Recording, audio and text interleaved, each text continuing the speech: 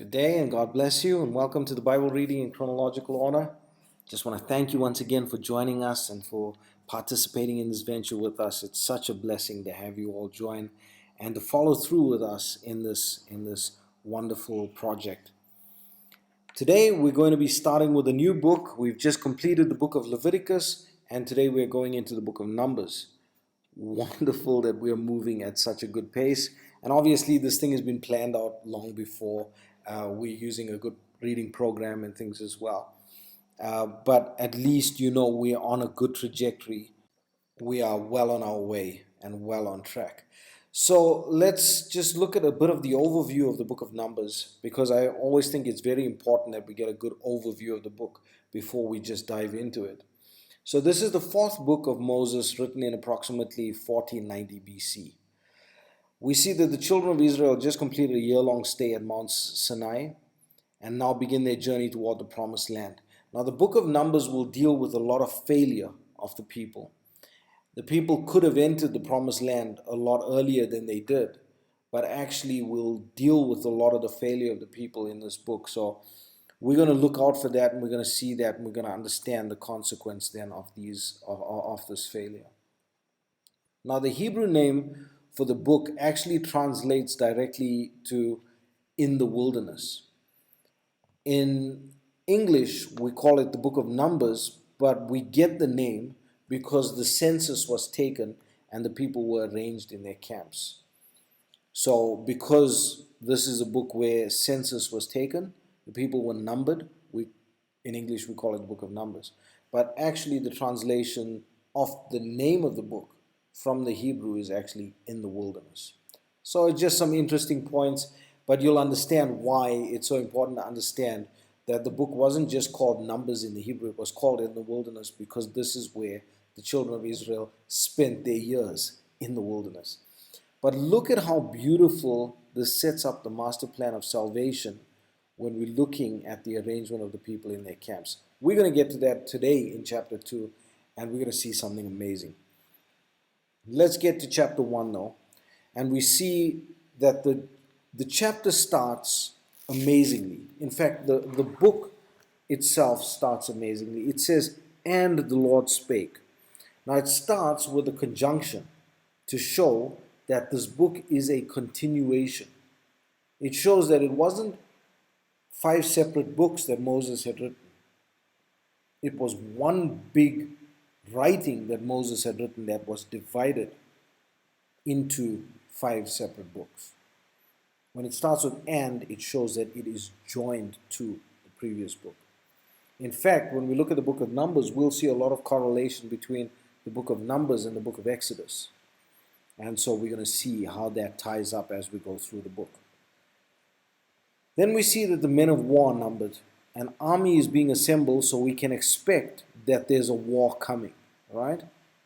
We're going to see how this plays out. But if the men of war are numbered, then we know that you are preparing for war. That seems logical, right? It seems logical to me at least.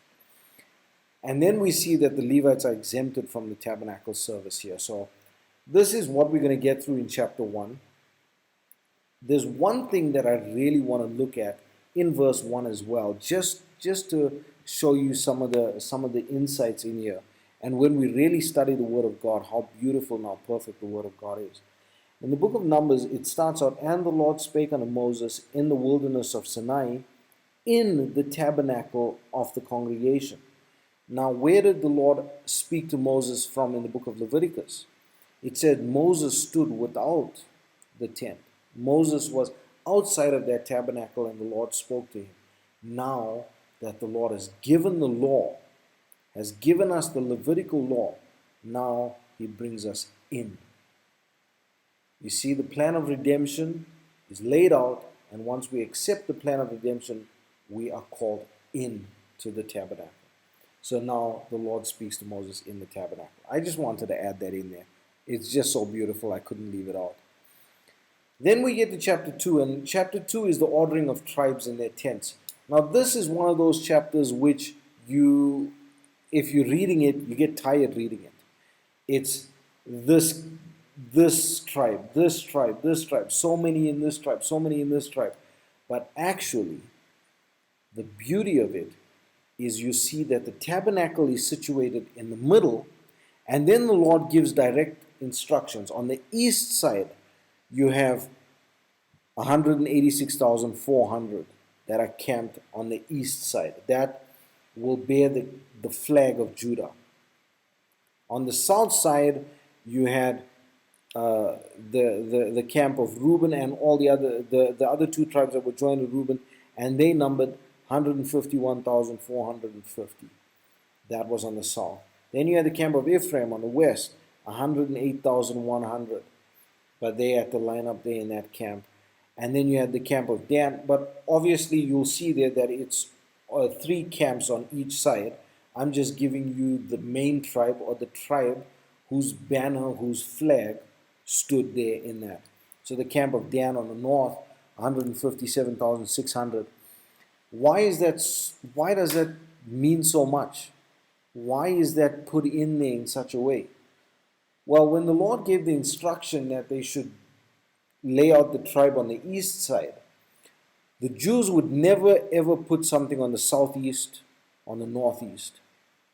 They would build it in a long line on the east, because that was the directive of the Lord. On the south the same, on the west the same, on the north the same. But look at the picture that it draws with the tabernacle at the heart of it. That is the most amazing thing. It is the cross of Christ. It is the plan of redemption that is laid out in the book of Numbers, 1490 BC. Remember, crucifixion was not even invented until 100 BC. So this is incredible. How in the world would the Lord lay this out if he didn't know exactly what was the plan of redemption for his people, through what method and in what way he would pay for the price of our sin? And to lay the tabernacle at the center, at the heart of it, is just the Lord being as perfect as he is. Now I want to give you the banners of the camps, because this also blows my mind. It's just so incredible. On the east side you had Judah. Judah's banner, Judah's flag was a lion. So the banner that stood above this tribe on the east side was a lion. Then you had the camp of Reuben on the south, and Reuben's flag was the flag of a man. Then you had Ephraim, whose flag was on the west, and his flag was the flag of an ox. And then you had Dan on the north side, and Dan's flag was an eagle with the serpent in its mouth. Now when you look at it and you go through, as we're going to go through the word, you're going to see that those 4 beasts are absolutely critical when understanding the picture of heaven. Because every time someone goes into heaven, every time someone views the heavenly realm, they see 4 beasts around the throne. And guess what the 4 beasts are? Well, you don't have to guess. It's written down here in front of you. I've taken long this today in explaining this, but I just wanted to get into it. May the Lord bless you and keep you. May his face shine upon you. May he give you peace. God bless you as you listen to the reading today. The 4th book of Moses, called Numbers, chapter 1. And the Lord spake unto Moses in the wilderness of Sinai in the tabernacle of the congregation, on the 1st day of the 2nd month, in the 2nd year after they were come out of the land of Egypt, saying, Take ye the sum of all the congregation of the children of Israel, after their families, by the house of their fathers, with the number of their names, every male by their poles. From 20 years old and upward, all that are able to go forth to war in Israel. Thou and Aaron shall number them by their arms. And with you there shall be a man of every tribe, every one head of the house of his fathers. And these are the names of the men that shall stand with you. Of the tribe of Reuben, Elizur the son of Shedeur. Of Simeon, Shelumiel the son of Zurishaddai. Of Judah, Nahshon the son of Amminadab. Of Issachar, Nethaneel the son of Zuar. Of Zebulun, Eliab the son of Helon. Of the children of Joseph, of Ephraim, Elishama the son of Ammihud. Of Manasseh, Gamaliel the son of Pedar. Of Benjamin, Abidan the son of Gideon. Of Dan, Ahiezer the son of Ammishaddai. Of Asher, Pagiel the son of Ochran. Of Gad, Eliasaph the son of Deuel. Of Naphtali, Ahira the son of Eden. These were the renowned of the congregation, princes of the tribes of their fathers, heads of thousands in Israel. And Moses and Aaron took these men which are expressed by their names, and they assembled all the congregation together on the first day of the 2nd month, and they declared their pedigrees after their families by the house of their fathers, according to the number of the names, from 20 years old and upward, by their polls. As the Lord commanded Moses, so he numbered them in the wilderness of Sinai. And the children of Reuben, Israel's eldest son, by their generations, after their families, by the house of their fathers, according to the number of the names, by their polls, every male from 20 years old and upward, all that were able to go forth to war, those that were numbered of them, even of the tribe of Reuben, were 46,500. Of the children of Simeon, by their generations, after their families, by the house of their fathers, those that were numbered of them, according to the number of the names, by their polls, every male from 20 years old and upward, all that were able to go forth to war, those that were numbered of them, even of the tribe of Simeon, were 59,300. Of the children of Gad, by their generations, after their families, by the house of their fathers, according to the number of the names, from 20 years old and upward, all that were able to go forth to war, those that were numbered of them, even of the tribe of Gad, were 45,650. Of the children of Judah, by their generations, after their families, by the house of their fathers, according to the number of the names, from 20 years old and upward, all that were able to go forth to war, those that were numbered of them, even of the tribe of Judah, were 314,600. Of the children of Issachar, by their generations, after their families, by the house of their fathers, according to the number of the names, from 20 years old and upward, all that were able to go forth to war, those that were numbered of them, even of the tribe of Issachar, were 54,400. Of the children of Zebulun, by their generations, after their families, by the house of their fathers, according to the number of the names, from 20 years old and upward, all that were able to go forth to war, those that were numbered of them, even of the tribe of Zebulun, were 57,400. Of the children of Joseph, namely of the children of Ephraim, by their generations, after their families, by the house of their fathers, according to the number of the names, from 20 years old and upward, all that were able to go forth to war, those that were numbered of them, even of the tribe of Ephraim, were 40,500. The children of Manasseh, by their generations, after their families, by the house of their fathers, according to the number of the names, from 20 years old and upward, all that were able to go forth to war, those that were numbered of them, even of the tribe of Manasseh, were 32,200. Of the children of Benjamin, by their generations, after their families, by the house of their fathers, according to the number of the names, from 20 years old and upward, all that were able to go forth to war, those that were numbered of them, even of the tribe of Benjamin, were 35,400. Of the children of Dan, by their generations, after their families, by the house of their fathers, according to the number of the names, from 20 years old and upward, all that were able to go forth to war, those that were numbered of them, even of the tribe of Dan, were 62,700. Of the children of Asher, by their generations, after their families, by the house of their fathers, according to the number of the names, from 20 years old and upward, all that were able to go forth to war, those that were numbered of them, even of the tribe of Asher, were 41,500. Of the children of Naphtali, throughout their generations, after their families, by the house of their fathers, according to the numbers of the names, from 20 years old and upward, all that were able to go forth to war, those that were numbered of them, even of the tribe of Naphtali, were 53,400. These are those that were numbered, which Moses and Aaron numbered, and the princes of Israel, being 12 men. Each one was for the house of his fathers. So were all those that were numbered of the children of Israel by the house of their fathers, from 20 years old and upward, all that were able to go forth to war in Israel, even all they that were numbered, were 600,003,550. But the Levites after the tribe of their fathers were not numbered among them. For the Lord had spoken unto Moses, saying, Only thou shalt not number the tribe of Levi, neither take the sum of them among the children of Israel. But thou shalt appoint the Levites over the tabernacle of testimony, and over all the vessels thereof, and over all things that belong to it.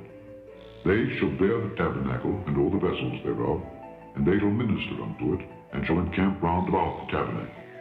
And when the tabernacle setteth forward, the Levites shall take it down, and when the tabernacle is to be pitched, the Levites shall set it up. And the stranger that cometh nigh shall be put to death. And the children of Israel shall pitch their tents, every man by his own camp, and every man by his own standard, throughout their host.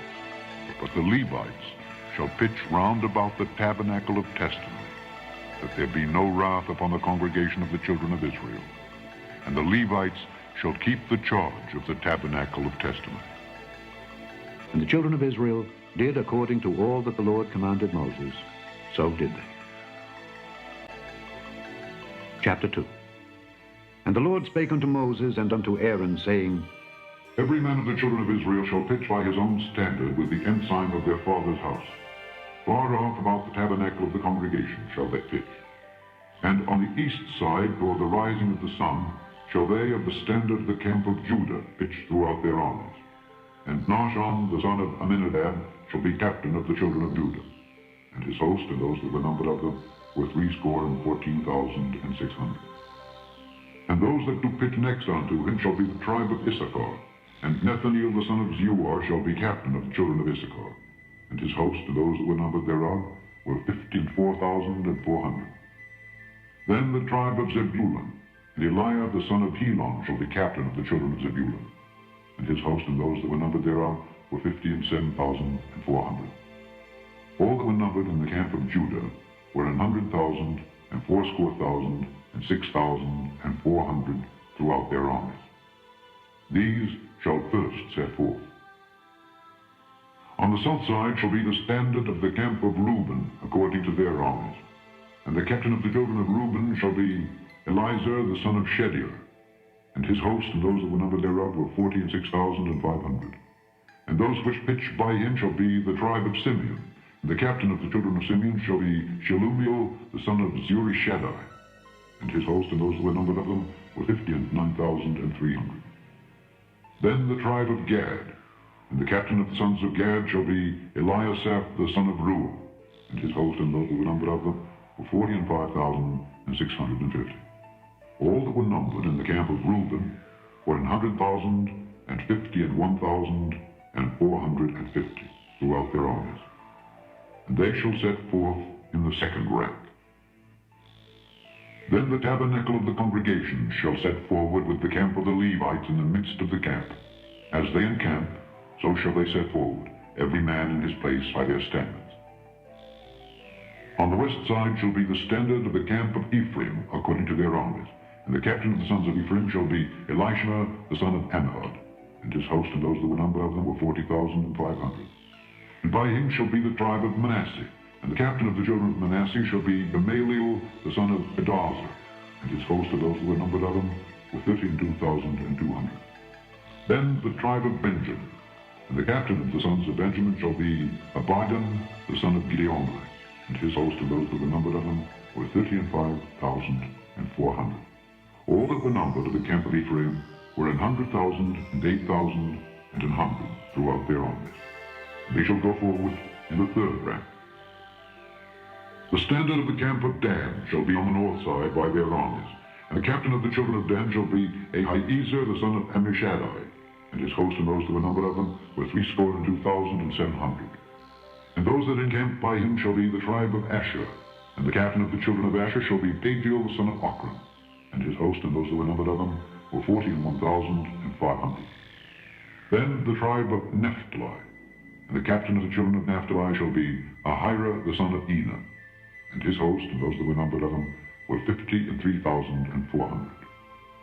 All they that were numbered in the camp of Dan were 100,000, and 50, and 7,600.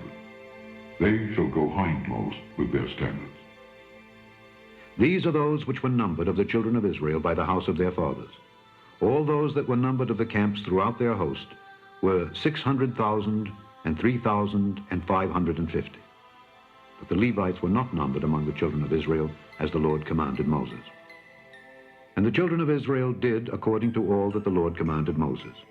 So they pitched by their standards, and so they set forward, every one after their families, according to the house of their fathers.